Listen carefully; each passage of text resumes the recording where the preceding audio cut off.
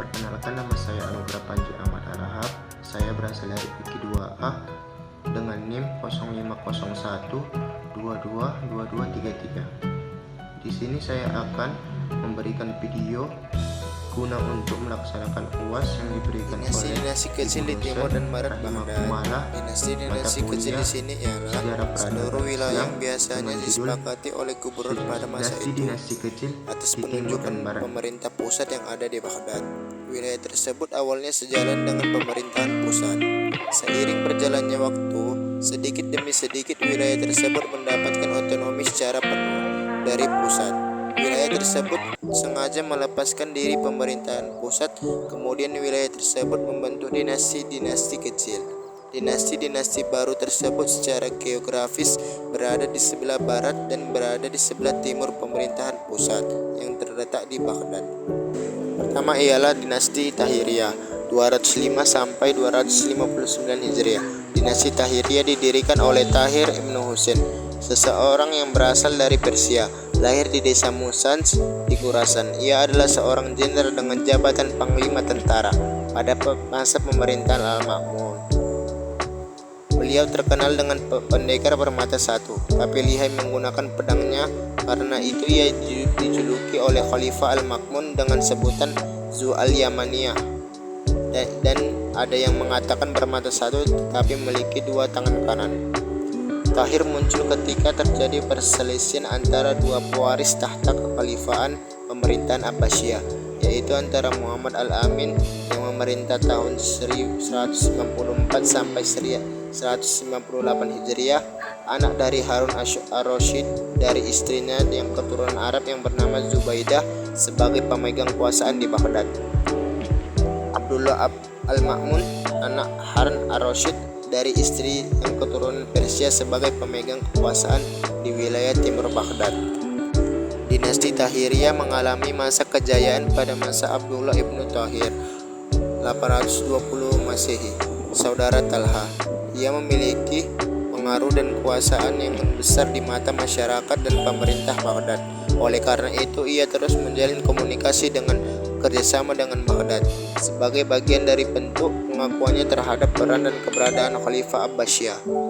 Yang kedua ialah dinasti Safariyah 254 sampai dengan 290 Hijriah. Perkembangan dinasti Safariyah memiliki kemajuan pada masa pemerintahan Amr ibnu Lais.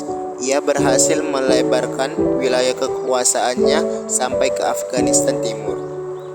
Dalam masa pemerintahannya, terdapat perkembangan yang menarik, terutama perkembangan civil society berkaitan dengan keadilan.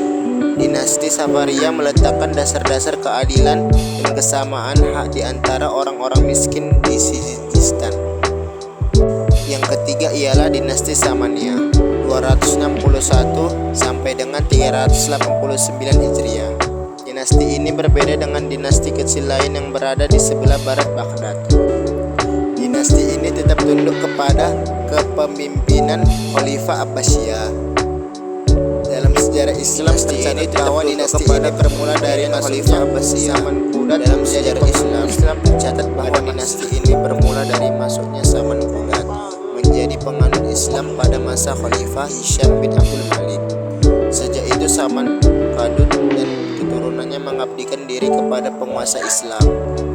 Perkembangan dan kemajuan dinasti Samaniyah telah memberikan sumbangan yang sangat berharga bagi kemajuan Islam, baik dalam bidang ilmu pengetahuan, filsafat, budaya, politik, dan lain-lain.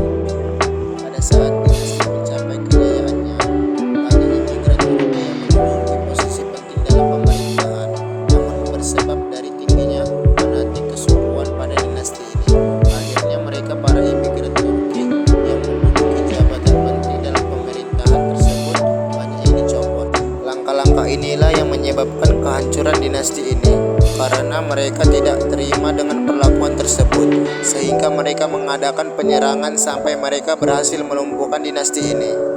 Yang keempat ialah dinasti Uqailiyah 386 sampai dengan 489 Hijriah. Uqailiyah berasal dari kelompok suku Badui besar Amir ibn Sa'sa yang juga mencakup Kafajah dan Muntafi di Irak bawah. Dengan runtuhnya penguasa terakhir Hamdaniyah dan Mosul, kota itu beralih ke tangan Abu Zawad Muhammad Ibnul Musayyib al-Aqili dari Uqailiyah. Namun penguasaan atas Mosul dan kota-kota lain Uqailiyah dan benteng-bentengnya di Al-Jazirah akhirnya berada di tangan Mu'tamid Daulah Qarawisi. Problem utama Mu'tamid Daulah Qarawisi adalah menjaga ketuhanan wilayah kekuasaannya agar tidak diinvasi Oghuz dari Persia, Barat, dan Irak. Upaya menjaga keutuhan ini mengharuskan membuat persekutuan dengan penguasa lain di Irak yang sama terancam, yaitu Mazyadiyah Hilla. Yang kelima ialah dinasti Ghaznawiyah 351 sampai 585 Hijriah. Pusat pemerintahannya di kota Ghazna, Afghanistan.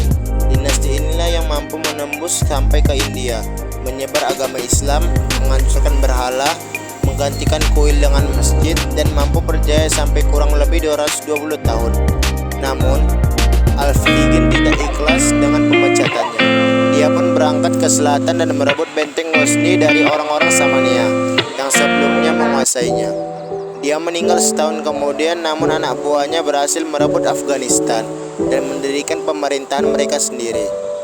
Prajurit ini dikenal sebagai Ghaznawiyah sesuai nama benteng mereka. Mereka lalu menaklukkan Kabul pada tahun 977 Masehi.